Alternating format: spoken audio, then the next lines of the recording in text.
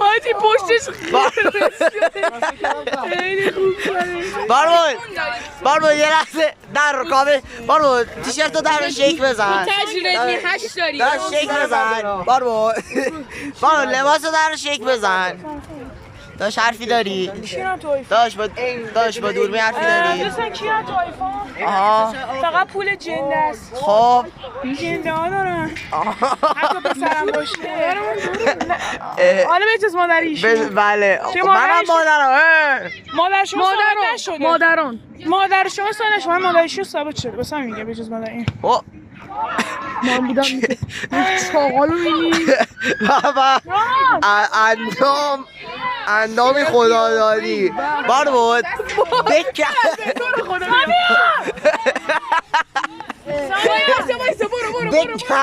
تیشرت رو بکن برو علمی حرفی داری با دوربین بعدی حرفی با دوربین داری سر ما بعدی حرفی داری با دوربین حرفی داری با دوربین سالار با دوربین حرفی داری یه دقیقه گوشم گره منم گوشم گره صدرا حرفی با دوربین داری صدرا اوکی کردم پوری حرفی با دوربین داری درست کردی یه چی بگو در ماندم خسته بارود حرفی با دوربین داری شیر حاجی سامیان بیا سامیان گوش تو بیا حرفی با دوربین داری حرفی با دوربین داری شما شیرم داره مرسی خیلی شما ممنون چگینی حرفی داری با دوربین آب ریختن تو کیرم ایوال عجب ایوال نه خیلی ممنون آرو جان یه ماچ به بینندگان میکنی ایوال علمی حرفی داری با دوربین حرفی داری با دوربین آجی مصامه هاست یارو دوربین حرف آخر رو بزنم بگو